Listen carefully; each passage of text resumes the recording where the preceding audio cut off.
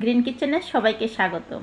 নিরামিষ পেঁপের তরকারি এইভাবে রান্না করলে ভাত, রুটি, পরোটা, লুচির সাথেও পরিবেশন করা যাবে। পেঁপে টুকরো করে কেটে নিয়েছি, সাথে আলু একই সাইজ করে কেটে নিয়েছি। এক মুঠো পরিমাণে নিয়েছি বুটের ডাল, 20 মিনিট ভিজিয়ে রেখে হাফ সিদ্ধ করে নিব। পেঁপে সিদ্ধ করব না, সামান্য লবণ দিয়ে ভাপিয়ে নিব। তাতে করে পেঁপের মধ্য থেকে কষ বেরিয়ে আসবে আর গন্ধ থাকবে না। পেঁপে 2 মিনিট সময় নিয়ে ভাপিয়ে নিয়েছি, এখন জল ছেঁকে নিব। কড়াইতে দিয়েছি সরিষার তেল। তেল গরম হয়ে আসলে পেঁপে আর আলুগুলো দিয়ে হালকা কালার করে ভেজে নিব। দিচ্ছি সামান্য পরিমাণ হলুদ আর লবণ, ঘন ঘন নাড়তে হবে।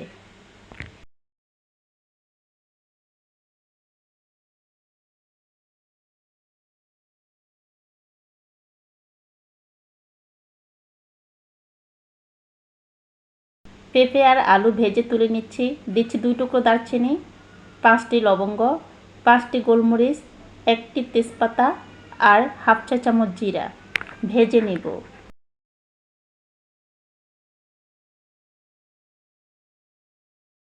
এখন দিচ্ছি হাফ চা চামচ আদা আর হাফ চা চামচ জিরা বাটা, একটু কষিয়ে নিব।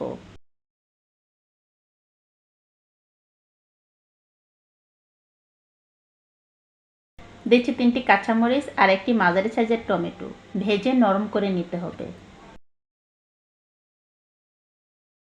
দিচ্ছি ভেজে রাখা আলু আর পেঁপে, হাফ সিদ্ধ করে রাখা বুটের ডাল, হাফ চা চামচ হলুদ আর পরিমাণ মতো লবণ। এখন এই সব উপকরণ আবারও ভালো করে কষিয়ে নেব।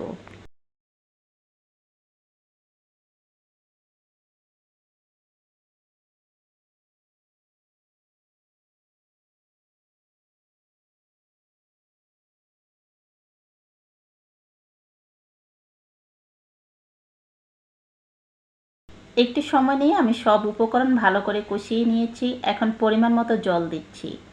টকবক করে ফুটে উঠলে ঢাকনা দিয়ে ঢেকে দিব।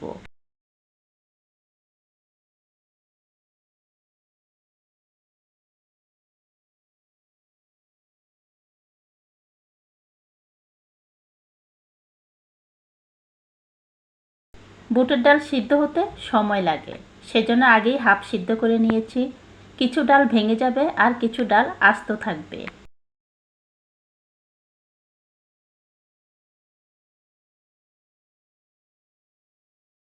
সব কিছু প্রায় সিদ্ধ হয়ে গিয়েছে। এখন দিচ্ছি হাফ চা চামচ ভাজা জিরার গুঁড়া, সামান্য পরিমাণ চিনি, 1 চা চামচ ঘি আর ধনেপাতা কুচি।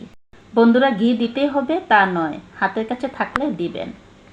ঘিয়ের পরিবর্তে সামান্য গরম মশলাও ছড়িয়ে দিতে পারেন। এখন ঢাকনা দিয়ে ঢেকে দমে রেখে দিব 3 মিনিট। ফিরে আসলাম 3 মিনিট পর। দেখুন তরকারিটা দেখতে কতটা সুন্দর হয়েছে আর দারুণ ফ্লেভার বের হয়েছে।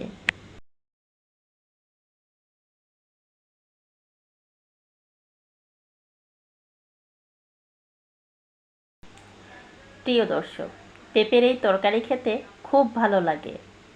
রেসিপিটি ভালো লাগলে লাইক, সাবস্ক্রাইব করে আমার চ্যানেলে পাশে থাকার জন্য অনুরোধ করা হলো। যারা ফেসবুক থেকে দেখছেন ফলো করে রাখবেন।